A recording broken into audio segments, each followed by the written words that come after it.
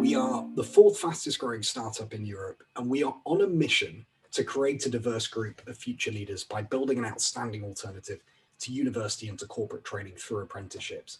So this is something, the issue around diversity and diversity of thought, that is absolutely at the heart of the things we want to address. And look, Multiverse exists because university is broken as a one-size-fits-all model. They're still teaching people the way they were decades ago, despite huge changes in the labour market. And they're not meeting this challenge on improving social mobility. Nearly half of those on grad programs were educated at private school. Only 4% of those claiming free school meals make it to a Russell Group university. And we know employers need skills as well as knowledge, particularly in digital, tech, project management. We're going to need to radically reskill the current workforce if we're going to be prepared for this next wave of digital transformation that the world is grappling with. And so apprenticeships are the perfect way to go and embed that. And we focus on three areas in particular.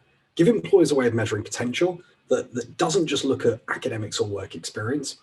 Training people through applied learning, so teaching them to problem solve effectively based on the challenges they'll meet in the workplace.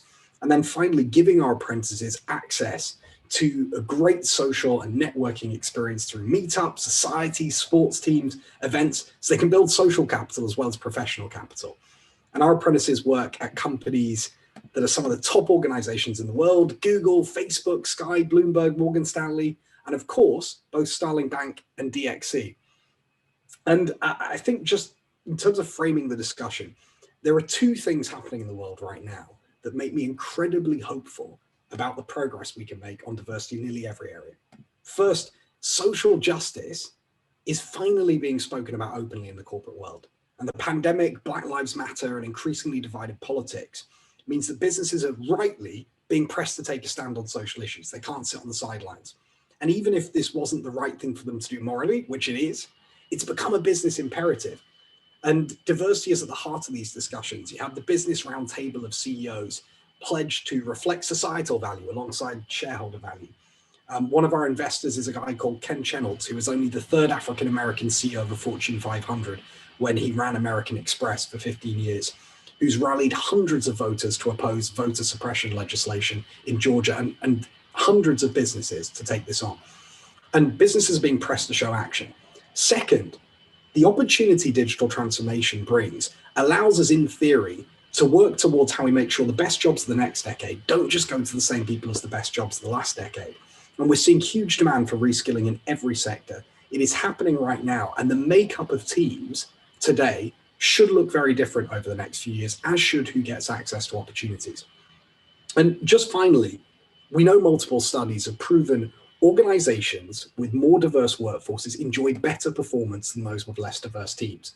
And for example, companies with higher ethnic and racial diversity earn 35% more than their industry's average. Those that perform best for gender diversity are 15% more likely to outperform their competitors. And so much of this is due to different ways of thinking, the benefits of that, different voices, different lived experiences. And that diversity of thought can only come from bringing a range of people together from different backgrounds, spanning ethnicity, gender, socioeconomic status, professional educational experience. Now, we are about to hear from two absolute experts on this area in Anne and Sukhi, who have prepared some insights to share with us. Following that, we'll open up for the discussion. As I said before, please do feel free to ask questions. First, for Anne, the fintech industry, as we know, is male-dominated. Less than 30% of UK fintech employees are women, and only 17% hold senior roles. While Anne Boden, who is founder and chief executive of Starling Bank, is a true role model, challenging this lack of diversity and positively encouraging more women to pursue senior positions. And she set out in 2014, after a career in banking, to build a fairer, smarter, and more human alternative to the banks of the past. And today, Starling Bank has opened more than 2 million accounts, which is an incredible achievement.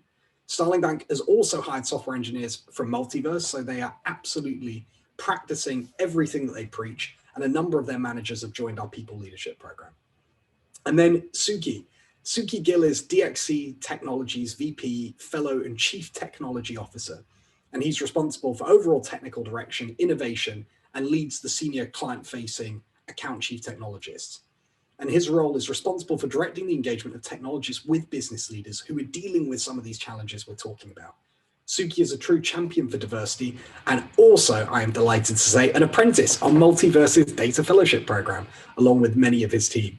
So with that, I'm going to hand over to Anne. Well, thank you very much for inviting me. This is so exciting. This is going to be a conversation about social justice, inclusion, what we're going to do to bring more varied, diverse group of people into the workforce. But first, something about Starling Bank. After a long time in the banking industry, I worked all over the world in lots of big banks. I decided the banks were looking into the past. They weren't using technology to change people's lives. They weren't forward looking. And I decided to start a bank. And most people thought I was totally crazy. What is this 5-foot-tall Welsh woman got to teach the financial services industry? I took 2 years to raise money because the vision was a bit too awesome.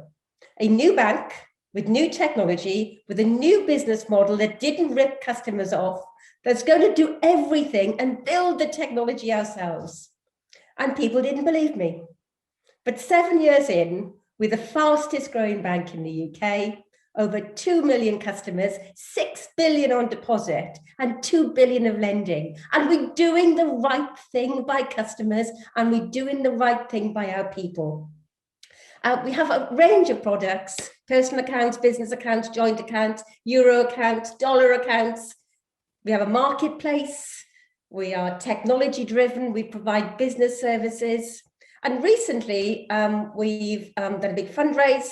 And last week, we announced a 50 million investment from Goldman Sachs, bringing our total funding we've raised this year to 322 million.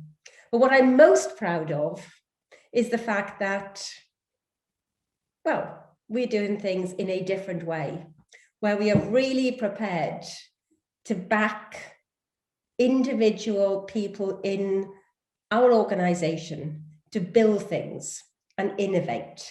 We don't look to anybody else. We have a huge amount of talent in our organization, and those people make the huge difference. And by the way, we've hired 400 people in the last year. Incredible. Thank you for sharing that, Anne. And I'm now going to hand over to Sukhi for his thoughts too.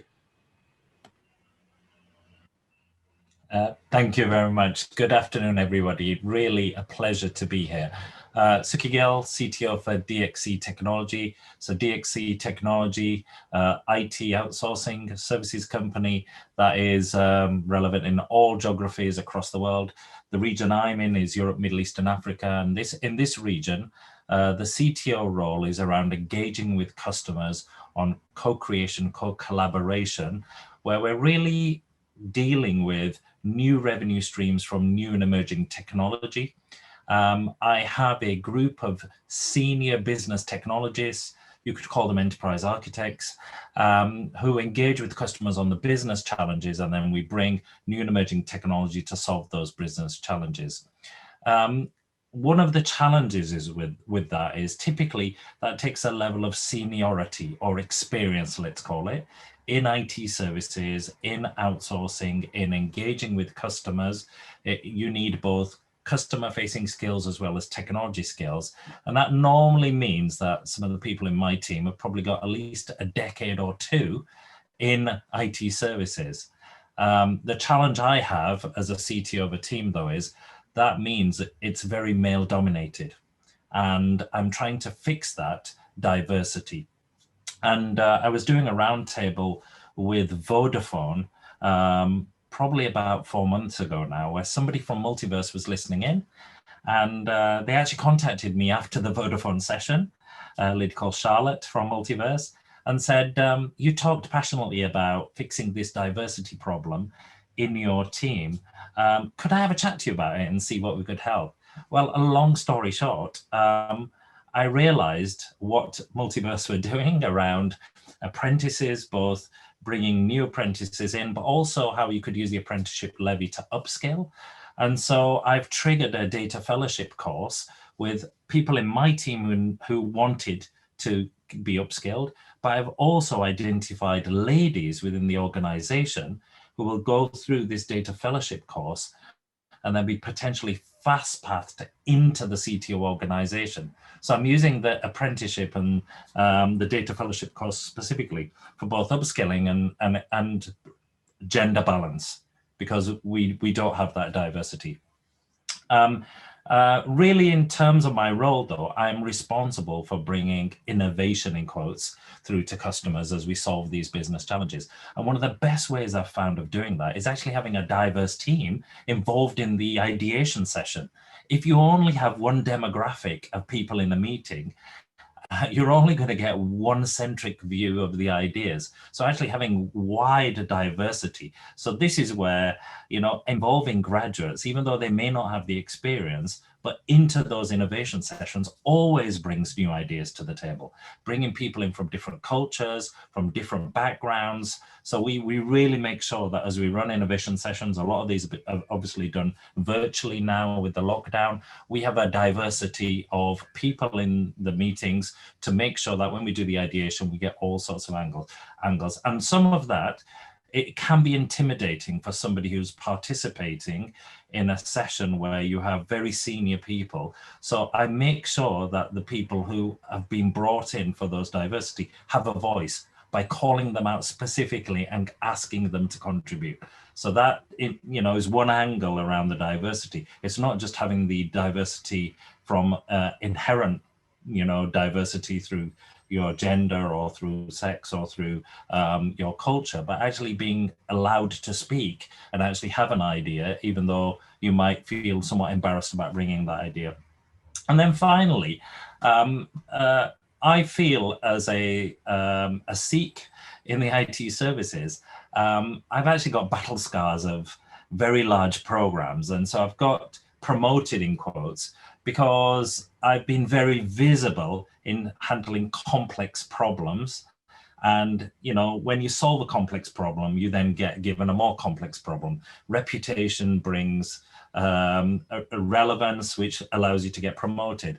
I do worry, though, that I'm not leaving an easy path and legacy to follow in a world where hybrid working means you can actually have a very diverse number of people participating. They can live their personal life. It's Ramadan at the moment, so as imagine Muslims can actually celebrate while still working with the relevant hours, but you can be invisible to the leadership team and how you make an impact. And so actually solving this visibility in home working and hybrid working is something I'm really passionate about. How do we make sure high potential people are actually visible to the leadership team and are being recognized and moved forward so that we do address the diversity challenges we have in DXC? Thanks so much, Sukhi. That's a brilliant way actually of leading into a couple of the questions I have before we open up more generally. And I think one of them is for both you and Anne, and Anne, I'll pose it to you first. What do you see on a practical level as the role of diversity in driving innovation within Starling? And how do you see that kind of play out? I think it has to be natural rather than forced. You know, I think an awful lot of people try to use the argument that a diverse workforce gives you better ideas and actually generates more ideas that are more saleable to the population as a whole. And yes, that's important. And one of the ideas is, you know, we recognize and we identify with people, and hopefully we bring products that are relevant to them. However, I think trying to justify diversity only through business need, or rather business performance, is just fundamentally wrong. The world needs to be fairer, right? And diverse candidates are held to a higher standard than the typical, you know, middle-aged white male. And therefore, I think that it's far more important that we actually are prepared now to talk about these things. We weren't prepared to talk about them perhaps 10 years ago, but we are prepared to talk about them now. And people that are young in their career are not prepared and cannot take the risk to talk about them. So that is why people like myself must call it out. To be a woman or a diverse candidate in many of these roles, you have to be twice as good. And by actually calling it out and giving people the permission to think that and realize they're up against something which is difficult, gives people the confidence to go after those big jobs and get into the right roles. Yes, diverse populations give diverse ideas and you get more innovation. But let's not, we need to actually face up to other issues as well. I think it's a great point, and actually particularly the part that leaders can give others the safety to do it, but also make sure that you can never get away without factoring in that calculation. Yeah. It's very easy for it to slip if it's not being sort of driven by people in positions of power and influence. It's so important. Sukhi, do you have anything to add on that? And also just more broadly in terms of how some of the strategies you've taken around diversity have impacted on innovation, particularly within your team? Yeah, I mean, I fully agree with Anne's point there. I think you have to be almost twice as good to be seen. But I think this is incumbent on us as leaders to make sure that as we're building teams, we have the diversity. I will tell you a story. 20 years ago, I was working in California, San Diego, California. I was on a federal government contract, and I was building a team. And we had this concept of the red team that was going to do some rapid development work.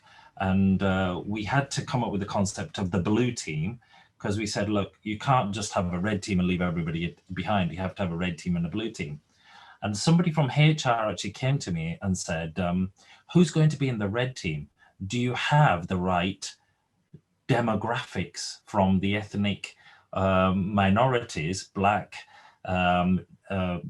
veteran, disabled, etc., covered in the team? That was 20 years ago, right? And I fear we haven't progressed from 20 years ago of what I saw in California to today, where when we have these conversations about team structure, we forget to have that conscious, almost bias check, which says, have we got the right participation from all the areas? There's an attitude we're picking the best people, but I think to Anne's point, for people from a disabled background, I think 40% unemployment or something like that persists today.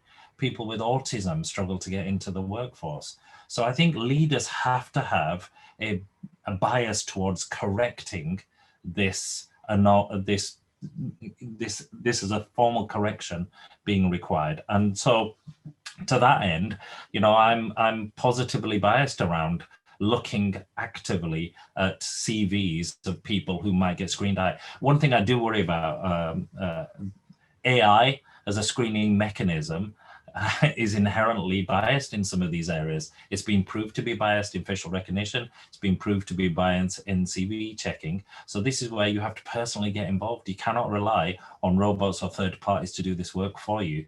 You have to get involved personally and get involved in interviewing and shaping and hiring the right staff. By the way, that point, Sukhi, is so important on kind of AI technology and what it does for diversity, because we, in a drive for efficiency and effectiveness and scale, we end up inadvertently productizing existing biases. And it's such a challenge for any tech company. And it's something that if you're not very intentional about from the start, can catch you out quite easily. And I think, look, your point on how teams are structured and sort of the clumsiness of that conversation, how we get to a point where this is, the discussion's really moved on is well made. I mean, in terms of some of the practical things here, look, as an example, the lack of gender and ethnic diversity is particularly noticeable at boardroom and senior leadership levels. And we were sharing the stats before in fintech, but this is the case in many industries. What do you think could be done to address that issue? What steps can people actually take, or what should they be doing to try and address it? Anne, I'll go to you first. Yeah. Well, that's very, very true. And it's not getting any better. Sort of when I spent my career in finance, technology and now entrepreneurship, and and there's hardly any women in any of these, and I often question myself, sort of why we haven't made progress in the last 30 years. But from Starling's perspective, we have a very diverse workforce in terms of gender. We find it very, very easy to hire fantastic women, right? Probably because there's a certain awareness that Starling is big in this aspect, and people know very well that we're so enthusiastic about having to solve this problem. But we need to level the playing field. And we need to recognize that when candidates apply for a job, they start applying from a different position. We must recognize that it's far easier for somebody that looks and sounds like everybody else to enter an organization and be successful. And in the startup world, some big thinkers in the startup world actually recommend that when you're starting a business, you start with people that you went to college with, because you'll all get on. It's a bit like a marriage, they say. Started with your mates, it'll be fine. They don't say started with somebody who doesn't look like you or sound like you because you'll have a better product, or that you'll start growing an organization from the ground up that's diverse. And I think that Silicon Valley has started correcting some of the things that it's doing, and is laterally correcting the narrative. But the startup world, the fintech world, finance and tech, is very, very dominated by one sort of people, one sort of person.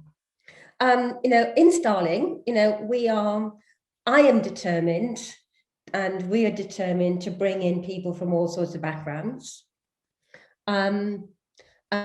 We teamed up with Multiverse in 2019 to launch our first software engineering apprenticeships. We're now working in other areas, and we got the first Starling management program. We're growing up.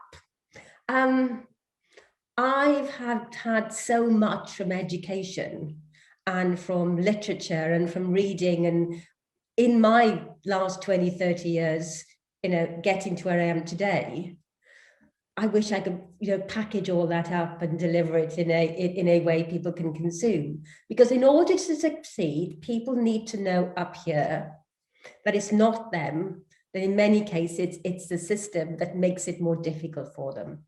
And we need to actually relay that message to build people's confidence so they can break out and they can be successful in their jobs. I think it's an incredibly well made point, and actually it was one of the troubling things about the government's recent report from the Race Commission and other things, that minimizing structural biases that exist and the impact that systems that are effectively rigged have on people is incredibly disheartening for anyone who is trying to overcome that as an individual. And I think acknowledging it is clearly a core part of that. I mean, I think when you're looking at how you sort of bring in diversity more generally, it's interesting, and no doubt that you will have attracted a lot of women as well, because as a woman leader who's been so outspoken about the need for more people to come to finance, a lot of them will have felt quite safe being able to come and join the mission that you're on, and a lot of them will have supported that. How do you find, in terms of, look, finance generally has a poor record on representing people from ethnic minority backgrounds, also on class, on social class, right? It is still very middle class dominated, very university educated dominated. Have you had more luck there? Yeah, we need to, gender is something we naturally get. I think that we need to work far more on having a racially diverse workforce. We're not very good at it. We need to be much better. And we're tackling that in the same way as we tackle, and I've tackled other things in the past. Learning about it, reading about it, talking about it, and embracing it. As far as social inclusion and making sure that, you know, privilege does not, you know, get you more privilege in the future. You know, I went to a school where I was the only person who went to university that year. And I think I was the second or third ever to go to university. But I went to university. And when I look back at the people who didn't get to university, they never left their hometown and they never necessarily fulfilled their potential. However, the previous generations had a much better progression, and their fathers were, you know, sort of worked in the steelworks as tradespeople, right? I think over the last 20, 30 years, we have created a society whereby, you know, privilege is so evident in many of the people, you know, sort of, and many of the entry systems into the city and into tech. Like it or not, the majority of people working in startups are quite privileged, privately educated people, and have a safety net if it doesn't work. Yes. The vast majority of people in this country do not have a safety net that they can resort to or return to if the startup doesn't work. Yes, it's absolutely right. And I think the other thing is, you touched there on the university piece. The problem was, at a certain point, certainly there was a belief with university, the more people who got access to degrees and university opportunity, the more upwardly mobile society could become, because it was a great way of spreading opportunity. Of course, universities have a very narrow focus on the academic that doesn't suit everyone. And actually, unfortunately, they've ended up exacerbating some of the inequalities as you've had this explosion of degrees and insistence that everybody ought to be taking this academic path. And so it's of course one of the things we're really focused on trying to right. Sukhi, from your perspective, I think, how have you found it building out your team, and particularly at senior levels, then sort of trying to get a better balance of diversity? So I think, you know, some of the classic approaches around mentoring and coaching, I've applied for many years to get people from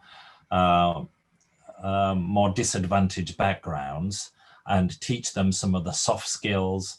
You know, some people are very technical, but don't have maybe almost the right accent or the right, you know, way of coming across with an idea. So I've used that in the past. Now I'm actually a little bit biased at mentoring and looking at succession planning from a gender perspective. So if I can apply it to people who've had the difficult backgrounds, why can't we do that the same? So why are there not a cohort of female leaders, technology leaders, who may not have decades of technology experience, but have so many other attributes around planning, around organizing, around being able to speak effectively, get a message across, boil down the chaotic process of innovation to some actionable things that need to be done first, right? There's so many more skills that can be brought to that, even if you don't know how to program in Python, right? And even that is teachable, by the way.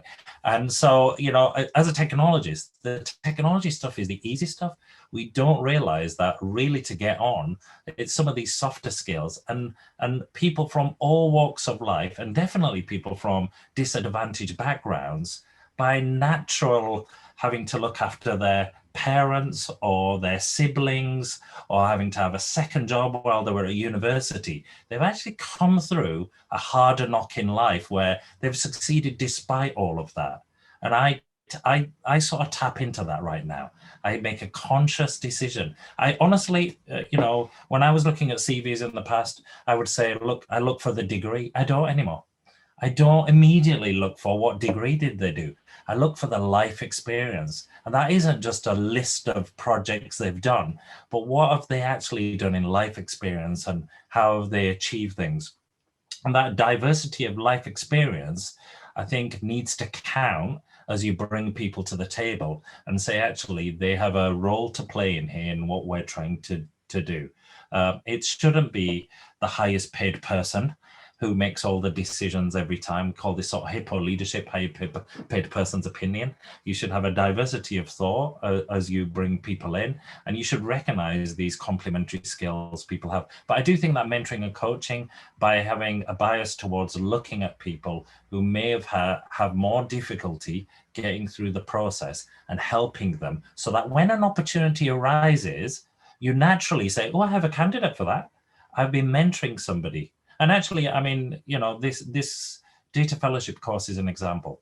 I could easily have just put all of the chief technologists in my team on this course and perpetuated the same problem, which is I've just skilled the people who were already more capable of doing this role.